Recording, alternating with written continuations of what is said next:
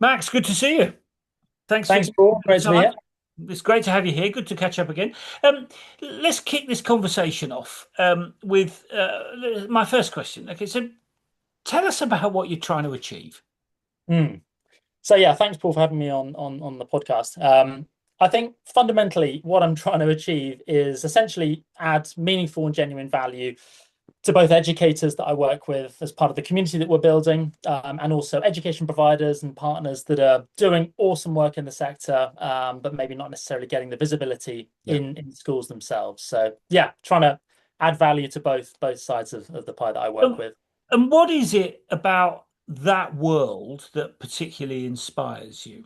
I mean, what is it that's important about the education sector? I mean, I know there are lots of reasons, but what is it the particular reason that motivates you? Yeah, I mean, I fundamentally think it's, I mean, the absolute core of the development of future society fundamentally. So education is always something I've wanted to end up building an offering and a value proposition in and ultimately dedicate my time to the advancement of. So yeah, I mean, ultimately trying to bring the right minds together that may necessarily not have had the opportunity to connect previously to share ideas, insights, build, learning pathways for students around the world that will give them future further opportunities to enhance their learning and collaborate across borders, across curriculum. I think society will be better off for it. So that's kind of my guiding mission really and why I've always wanted to sort of do something specifically in the international education space. Yeah. And I totally get why that's important. I mean, I totally get that. Let me ask you, what was the or rather, tell me about the moment when you thought this business could go global. I mean, tell us about that moment, that insight when you thought this is bigger than something that's just about where I live locally or about the country I'm in. I mean, just give us a sense of that moment. Yeah, I mean, I think it's probably an iterative process for me. So, starting after having taught in Spain, taught in Hong Kong, I've got a taste for the startup world and dipping my toes in the international sector when I came back to the UK, and just starting to build conversations with primarily sort of guidance counselors, some heads of schools in different regions around the world. I saw the commonality of all the themes of the challenges that they were facing, regardless of the curriculum they were teaching, regardless of the region they were based, and thinking, okay, well there's an opportunity here to really connect these people together that may not have had that opportunity previously. And I think that was what really inspired me to think, okay, the more people connect, the more people share ideas, the more people see other people having similar challenges, similar struggles, and the more that they can connect with people that might be thinking slightly differently to them to help them in their day-to-day practice, Yeah. to inspire them to keep going and doing the great work that they're doing. That was that process, and this has happened over a number of years, really. So I don't think there was one specific moment, but after each of these conversations that we have and the events that we run as part of the business, that just gives me that continual urge to keep going because I can see these sparks and these inspirations and these collaborative groups building and happening. So Yeah. yeah, I don't know if that answers your question, Paul, but yeah, I think it's been an iterative process. Yeah, I mean it's never a flash of well, I haven't spoken to anyone so far who said it. I just had this moment and then I decided it was going to go global. I mean, it didn't Yeah, work that way. But that process of working out that actually there's an issue across the world here yeah, and we can do something about it. I think it's quite a powerful motivator. That's what strikes me about it. Let me ask you about that a bit more about that though. So when you realized that you could do something that would work globally, I know you're relatively early in that journey, but when you realized you could do something that would work globally, what did you think was the big crux of the problem that you were going to have to overcome to achieve that goal? I mean, just tell us about how you saw that at that point. oh, yeah, it's a good question. What made me think? What was the what was the so what was the defining problem that made me think, okay, this is going to be a real challenge potentially? Is that kind of the Yeah. angle? Um, I think, well, I mean, the natural the fact that we've got people all over the world and the fact that my mission is to really try and connect people from different regions around the world, I think getting people together in the same room, I think everyone wants to collaborate and wants to sort of see outside of their region and maybe the box that they're operating in. But getting people to commit to international time zones, to maybe be flexible there, to think about getting the time to even people, educators, school leaders are incredibly busy people. So getting moments of their time that I never take for granted, an hour of their time is so valuable, and hopefully that is valuable to them as well in terms of their professional learning. So I think for me it was the time zones and getting the ear and time of educators around the world to really facilitate these discussions that we and events that we run. So And how yeah. did I mean that's a very interesting because what you're saying is that an hour of their time is incredibly valuable, and therefore you have to offer them something that's even more valuable to persuade them to come and spend time in whatever you're doing. I mean, how did you work out how did you figure out a way to solve that problem? Yeah, I mean, at the beginning, when I was so just taking a step back, so before launching Global Education Partners, which is my business now, I launched a fast-growing, what ended up to be fast-growing international community during COVID. So we ran lots of professional development events, sort of 1 hour topic-led thought leadership events, bringing educators from different regions around the world that are similar peers level and similar in focus. So it was an area that they wanted to engage around. And so, yeah, getting people together.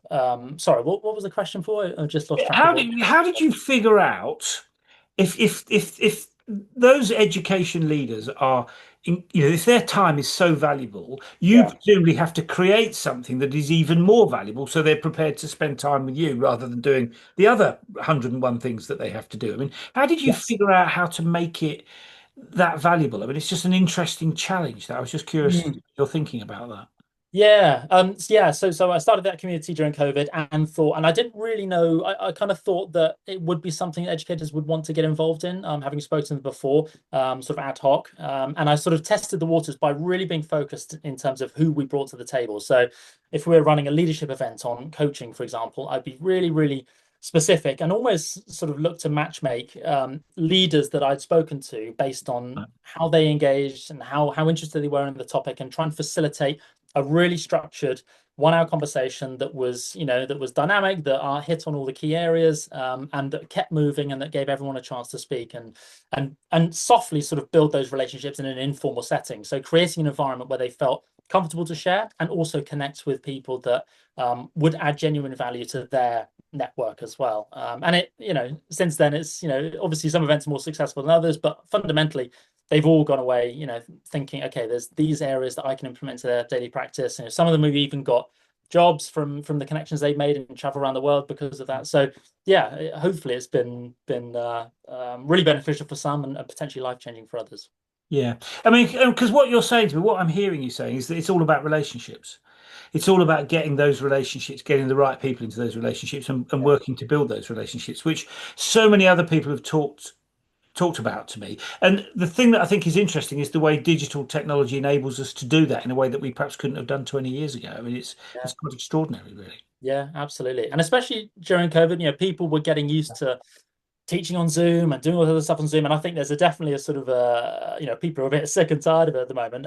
So you've got to add something extra compelling to get people onto those conversations and want to be a part of it, because they're so sort of, I think, sick of another facilitated discussion on Zoom Yeah, might another do them Zoom call. personally. Yeah, Yeah, yeah, exactly. absolutely. So yeah, being really specific in terms of the topic focus, that it is future thinking, that it is solutions based, that we're bringing people together that have ideas and insights that people can share and add genuine value to. So yeah, I think we definitely hit it at the right time. Certainly during COVID. Yeah. Yeah, and timing's often important in these things, isn't it? And Yeah. tell me about your experience of being the CEO. I mean, I've talked to a lot of CEOs. I mean, most people tell me that it's a bit of a roller coaster. There are good days and there are bad days. I mean, how do you feel about the experience of being the CEO of, I mean, because there's a lot of work drawing those kind of communities together, isn't there? I mean, tell us about your experiences. Yeah. It's an interesting question. I mean, I don't know if I consider myself a CEO, but obviously I'm starting and building and trying to grow something. So I suppose in some ways, that is the job of the CEO. So yeah, I mean it's been a real challenge to just try and think of what's the most key element to focus on at this very moment in time. What is the problem you're trying to solve? What is the piece of work that you have to get out? So constantly focusing on the micro and the macro, zooming in, zooming out every single day, multiple times a day, to just make sure you're not wasting time. Because I think that's the key thing that I keep front of mind, and that challenge is constantly there. Is am I focusing on something that's advancing the business at this very moment? And if it's not, park it and focus on it a bit later. So yeah, it's a real balance. And I've seen obviously lots of work with other businesses and other CEOs that I've seen do it well and maybe do it not so well in some cases, and try to sort of pick and learn from those that have done it well. So yeah, I'm learning. I mean, but it also reflects that your point about not wanting to. I mean, the thing about not wasting your own time kind of reflects the importance of not wasting your customers' time, doesn't it? Yeah, Really, because they want to get the maximum value out of an hour. They don't want to. You don't want them to leave feeling that they've wasted time. The kind of two things go together, don't they? It seems. totally. And I mean, when I use the word CEO, what I really mean is Chief Everything Officer, because when you've only got a small team, I mean, you Yeah, end up doing everything, and I think that is one of the things that makes the challenge so interesting. yeah. Is that you there's everything lands on you, and there's nowhere to hide, is there? I mean, No. how do you feel about that? Being responsible for everything bit of the equation. I mean, how do you feel about that? Yeah, another really interesting question. I think ultimately I've always wanted to end up running my own business and setting the direction and bringing people that I know, I trust into that to help me grow it. So yeah, focusing on setting that direction has been key, but trying to focus on everything all at once, sometimes that just does get overwhelming. So sometimes it's just the top three things that need to be focused on. So obviously having in the mindset all these things that you need to focus on and have proper documentation, using AI tools to help you maybe think of what's a priority at the moment or how you can streamline certain processes that you're working on. But yeah, I mean that ultimately I think I enjoy that. I've got a bit of a flittering mind, so I've always, and I know all the roles I've taken on that have been working for other people, I've kind of tried to step up and feel like it was my own domain and feel like it was almost my own business to grow that area that I was focusing on, and then obviously that would help me advance throughout the business as well. So yeah, I think it definitely suits certain people more than others. But I kind of like the fact that it's not so siloed personally. Yeah, yeah, no, I agree with that. And it's interesting you say about focusing on the top two or three priorities. I mean, that's such an important thing. I Yeah, mean, first of all, it's yeah, difficult to work out what those two or three things are yeah, sometimes, and also it's very difficult not to be distracted. I mean, I often find myself getting distracted by things that I shouldn't be distracted by, and it's very important to stay focused. Pretty useful skill. I mean, is when you think about that role, I mean, are there things that have really kind of pushed you out of the comfort zone at all? yeah. I think it's a certain definitely a slightly different mindset that you are the the partners that you bring on, the money that you generate, everything is on you. And I think that has been a really interesting shift. I feel like I've been putting in quite a lot of groundwork previously over the last few years, and I feel like it kind of happened at the right time for me, I think personally, and I did enough. I overthink at the best of times, so I think I saw the opportunity that I could take and think, okay, this is my time to run with this. But yeah, it's definitely a struggle. It's and I think personally, just touching on your previous question, about trying to focus on the top two or three things, actually taking time outside of the business to not, everyone tells you when you start a business, you're on it 24/7, and I was always conscious that if I did work on it 24/7, I could potentially be being busy for busy's sake and actually not focusing on the right thing at the right time. So, taking time off, having the odd day here and there, taking a few hours during the day to go off and do something, even just ruminating it in the shower or wherever it might be. I'm always kind of thinking about it, but not necessarily working on the business all day, every day. And I think that's actually helped me get a bit of perspective and focus on what Yeah. I feel is the most important thing at that time. And when I need to jump on it, I go and do it. So yeah, being conscious of that has Yeah. been And key. I mean, my experience is that there's constantly things coming at you. Yeah. And that's why it's the challenge is to work out what the most important things are, is because there's always things. I mean, is there anything that's really kind of, um, knocked you sideways a bit that you kind of thought, God, I didn't expect I'd have to do those sorts of things. Anything like that happened? Yeah, I mean, I think, you sort of dream what it's like to run your own business, and then when you start running your own business, you realize how many little things you actually Yeah, do have yeah, to do. that's So, true. Yeah, doing the editing, doing the captions, doing all the little, I'm probably forgetting things, but conceptually speaking, that's been quite a big shift, just make sure the invoice is in the right design and make sure all the information's there, make sure if you're sending an invoice overseas, it's got the IBAN and all this sort of stuff, all the little things that you've got to jump on, yeah, which may distract you from what you're currently doing, but actually just trying to have almost that autopilot mode of solving little problems constantly, and then constantly having that wider vision that you're constantly driving towards as well. So yeah, that I think that's been a big yeah learning step for me. Yeah, sure. And has the business, I mean, you're now working in multiple jurisdictions. Um, I know you're not at the end of the journey, you're still at the beginning of the journey, but I mean, tell me about how the business is evolving as you've moved out of the UK and started working with partners in different parts of the world. I mean, just give us a sense of how the business is evolving. Yeah, I mean, so when I started, obviously you sort of lean on relationships that you may have had previously that you can call on, sort of sound out to see where potential opportunities might be, and especially relationships that you've built that were been friendly Mm.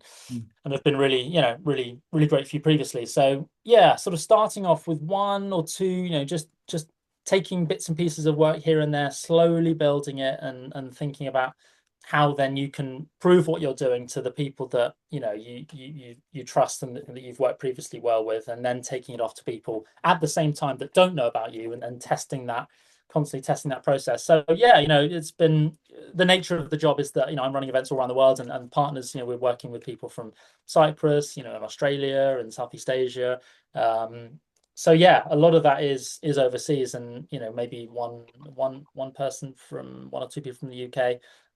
But it's been a kind of an iterative process of trying to think, but often the problem that people have are the same. It's often a similar problem, but they're just creating solutions in different ecosystems that you can tap into and learn from, and understand how they come at things, culturally and contextually will be different. So yeah, it's again in the very much the growing phase and beginning phase at the moment. But yeah, it's But been it great. also illustrates how important it is to bring people together because people come at things from different perspectives and you can get better solutions as a result of people talking about those challenges, can't you? Yeah, yeah, That's certainly one of the things I think about that.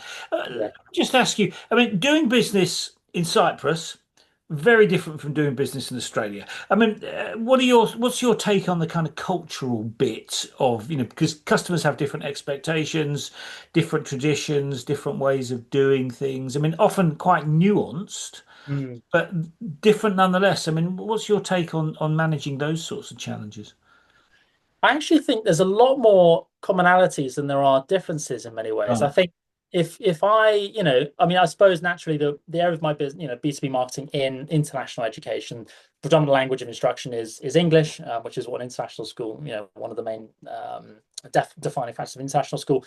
And also the people that want to work with international schools, our partners are going to be speaking English as their first language. So maybe the language barrier isn't so much of an issue. And I think in terms of the solutions that there's no borders or boundaries for good ideas, and I think that has been really interesting to see, to open my mind up personally, to not limit myself to partners in the UK or Europe necessarily, to really go out there and see what are other people doing in different regions, and just literally just asking questions, being a completely open, curious person that wants to see, understand from different perspectives, what problem they're trying to solve and what challenges they're facing. And often those questions and those things are very, very similar, regardless of the country that you're in. So yeah, it's been a real eye opener to see that there's actually more commonalities than differences a lot of the time. Yeah. Yeah. Which is quite, I always think it's quite encouraging that there's more Yeah, unites us than divides us, if you see what I mean. I quite like that experience. Um, 100%. Yeah. and in terms of partners, I know you've got partners in lots of different places. I mean, building, I mean, a lot of people have said to me the key to this working is that I've been able to build great relationships with partners in different parts of Mm. the world. I mean, what's your experience of building relationships with partners in those, because that can be a tricky negotiation. If you get it right, great. If you don't get it right, maybe not so great. I mean, what's your experience of building relationships with partners? Yeah, yeah. Another interesting one. I mean, it's you've got to be humble, and I think you've got to have an initial understanding of what you want to offer and the solutions that you have, and you've got to be confident taking that out to market, and back yourself to a certain degree. But then also you've got to just be really, through the listing process, through understanding what challenges people are facing, adapt how you work, how you behave, how the questions you ask maybe, and the solutions that you're offering depending on their specific context. So yeah, that's been one of the big areas for me, I think. If a client in Australia, wants a particular focus, then be adaptable and be amenable to that, and think, okay, I might not necessarily have the network or maybe even the expertise internally for myself, but I might know someone that does. So how can I add that onto what I'm doing, and how can that essentially go to help solve that person's problem? So yeah, I mean, people say it a lot, but just asking questions and just being massively curious and trying to have a solutions focused mindset, rather than seeing problems everywhere. So yeah, I think those two things have been really important for me in building those relationships. Yeah, and I know you only work with a very small team at the moment, but I mean, what's your I mean, it can be challenging, like we were talking before. I mean, it can be a bit of a roller coaster, good days, bad days. I mean, how do you keep your people motivated and focused when things get challenging? I mean, any particular thoughts on that? Hmm. So yeah, I mean, so we are a very, very small team. It's myself and a couple of other people that I bring in, depending on the work required. But I think, yeah, keeping them focused on the specific task at hand, being very, very clear as to the time frame that you need something done by, maybe the budget, if they're working on a consultancy basis, and keeping that confined so they know exactly the end-to-end length of the project. And also just buying them into the mission of what you're doing and why you're doing what you're doing as well. So giving them a bit of, I think that is what really makes people want to go that extra mile is all very well knowing the task and completing the task, but if they know they're doing this for a particular reason and a particular maybe vision or mission that is going to benefit people outside of themselves or a wider community, then that I think that really helps. And certainly in the other teams that I've worked in when in employment, that's been massively beneficial for myself to have that autonomy and agency, to make me want to go that extra mile. And yeah, I think that's been one of the big factors. Yeah, and I mean, you're being quite successful now.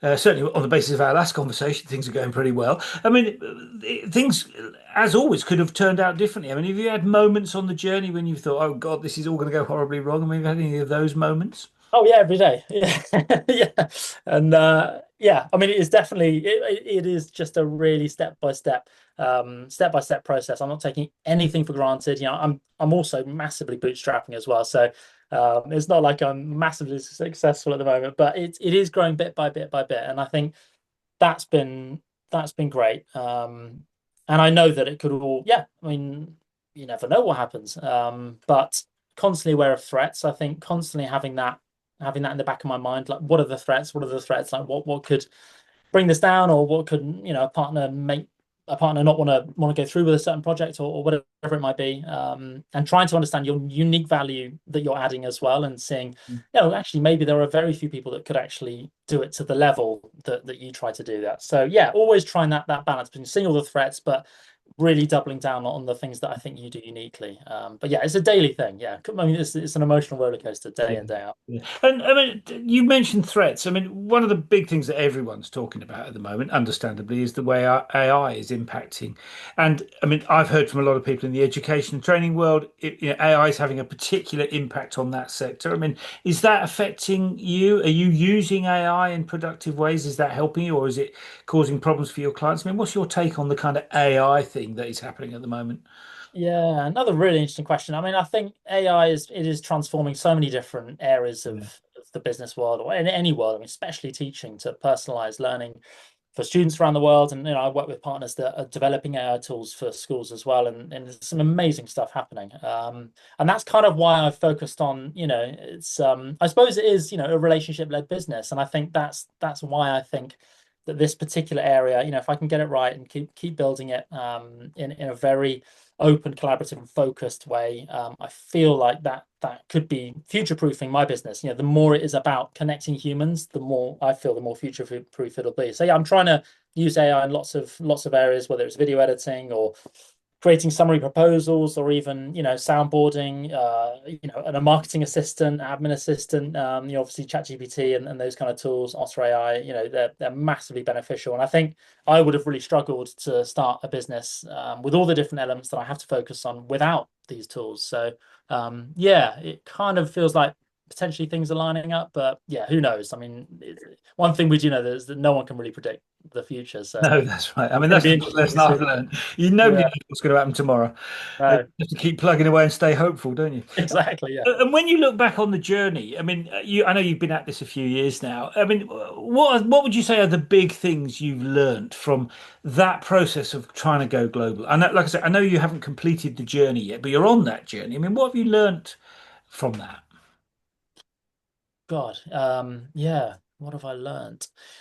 I mean, I think just again, I mean, it's sort of the fundamentals that I've learned to just keep doubling down on. So just opening your ears up, listening, listening, and really try to absorb the information that you're being given in a really productive way that feels like you're iterating what you're doing. So have an idea of a direction that you're going, and just trying to adapt as you get nudged left and right. You know, there's constantly going to be headwinds, side winds. You know, sometimes there'll be a gust that pushes you along a bit, but it's just constantly keeping that emotional regulation as well, balance as well has been quite difficult because no one really encourages anyone to start businesses. I don't think, especially in the UK, when you're growing up. You know, what are you going to be? An entrepreneur? It's kind of like, well, the chances are slim. So it's you're kind of having to fight against a bit of cultural, I don't know, slight negativity, I suppose, to encouraging people to go into that line of well, that way of life, I suppose.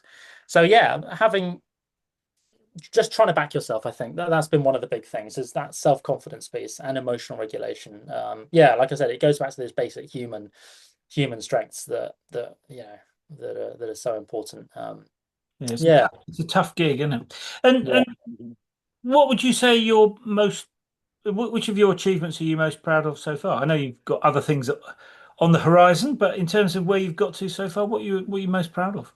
I think just getting off the starting block a little bit and generating a bit of revenue and bringing on board a few clients and actually just getting feedback from educators that I work with as well and getting that encouragement that it is working for educators and for our clients as well. So bit by bit, again, albeit in a sort of a somewhat small way at the moment because we're 7 months in, but yeah, I think that's been one of the big encouragement factors for myself. Yeah. And anything that you know now that you'd wish you'd known on day one? Uh, uh, that if you just keep showing up, things will start to happen. So just trying to show up and trying to focus on the things that you feel are the most important at the time, which is what sort of your gut generally tells you. It's like you focus on that hard thing that you're maybe just trying to put off slightly. So jumping on as quickly as possible, just backing yourself and just showing up bit by bit, because it will start to pay off bit by bit by bit. So yeah, I think just that self-confidence bit and it took a lot of confidence for me to make that jump. I'm 38 now, or 37 when I started, so I don't know if that's relatively late for some people or maybe it's early for some others. I don't know, but yeah, it took me a while to build the confidence to make that jump. Yeah. And how do you feel about the jump that you've made when you look back on it? I mean, how do you feel about it? It was a good decision. Oh, 100%. Absolutely. I think What is it that make you? I mean, it's a very confident answer. What yeah. makes you that confident that it was such a great move?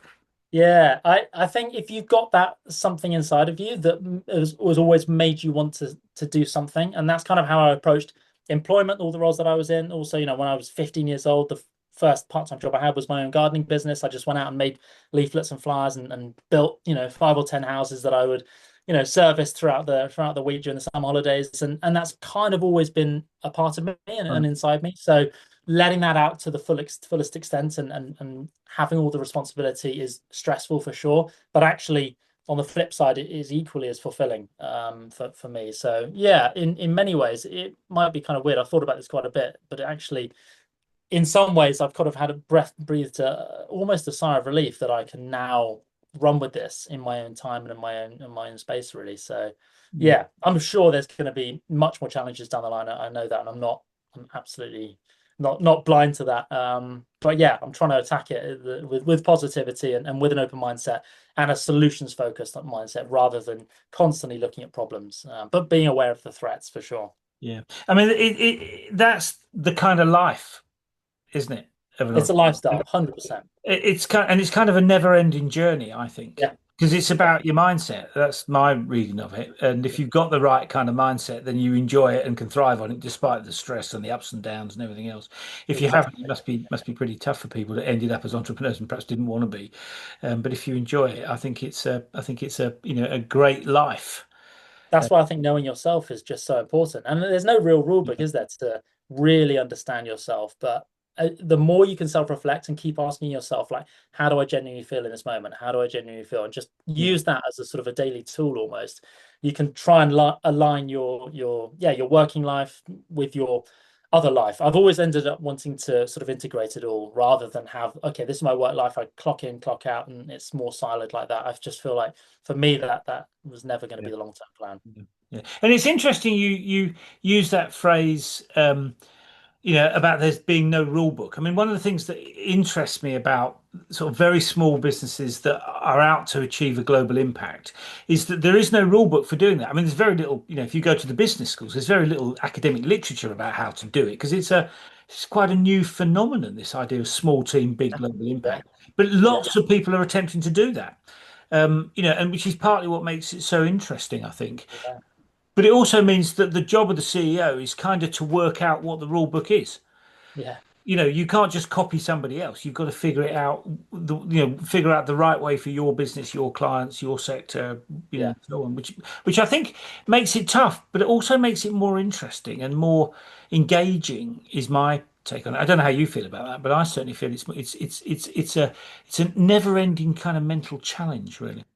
Yeah, it also democratizes the whole process as well and make kind of levels the playing field. If there is no specific rule book, a business that's been going for 20 or 30 years, um, they may have their own rule book, but there are no rule books for the future, and you never know what's going to happen. So I think if you've got your wits about you, and I think if you continue to ask questions and gather as much information around the problem or the solutions that you're trying to offer, the challenges for the clients that you're looking to bring on board or that you currently have, it's kind of all up for grabs, really. So Yeah. yeah, you've just constantly got to be learning, and never sort of rest on your laurels, I Yeah. suppose. Which also makes it exciting, doesn't it?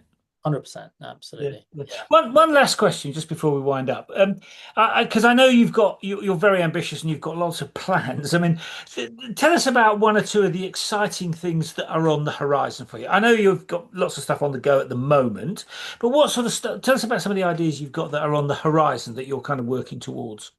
yeah. I mean, yeah. Again, who knows what's going to happen? But my sort of larger ambitions would be to just create an environment where educators, regardless of the curriculum they teach, regardless of the region that they're based, hopefully regardless of the language that they speak in time, maybe with translation tools or building hubs with ambassadors that can facilitate conversations, facilitate events as well, based on the pertinent topics in education today. Um, I mean, that is kind of where I want to take things and see Right. new avenues to facilitate the growth of that community. But yeah, I mean, working with partners that are requesting, new solutions, new services that I might not have thought of that I could add on to what I'm doing, and that's already starting to happen over the next few months for sure as well. So yeah, again, using AI tools to think about how I could diversify what I'm doing, and sort of look at my business plan, the services that I'm offering, and what other opportunities that those tools might think that I could integrate. And obviously, yeah, just using that as a thought partner is quite exciting as well. But yeah, most of all, listening to my current clients and seeing how I can adapt and grow what I do. Yeah, and it's such an important thing that I mean, if you don't listen to your clients, you haven't got a business, I don't think. Exactly. I Exactly. mean, no clients, no business. So it's pretty Yeah, important to listen to what they want, isn't it, really? everything. Yeah. So I mean, Max, thank you for taking a bit of time. I know you're busy. I mean, so thank you for taking a bit of time out to share that story. I think it's really exciting. Education, as you've already pointed out, I mean, it's a really important area. Lots of opportunities with technology to do things differently in ways that haven't been done in the past. So again, Yeah. very exciting. I mean, quite a tough market, I think, because lots of public education stuff is quite constrained, but Yeah. so quite a tough market, but nonetheless quite an exciting market because you get to work with people, and ultimately it's the people that make things exciting, or the way people use technology that makes it exciting, in my view. I think it's quite an interesting thing. So, I mean, thank Yeah. you for sharing that story, and good luck going forward. Lots of exciting stuff on the horizon, no doubt.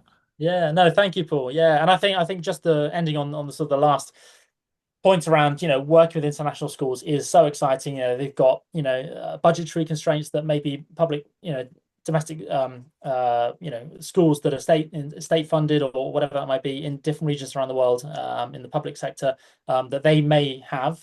So hopefully the best practices and the ideas and the insights that get shared at that level can then ultimately filter down to a state level, and hopefully elevate education systems in those potentially more underprivileged countries as well. So yeah, grand objectives, but you've got to have those ideals in front Yeah, and you got center. to have something to shoot for. Exactly. Yeah. Yeah, Max, thanks for Awesome. coming. Really Thanks, appreciate Paul. it. Appreciate it. See you Cheers. soon. Bye bye. Bye bye.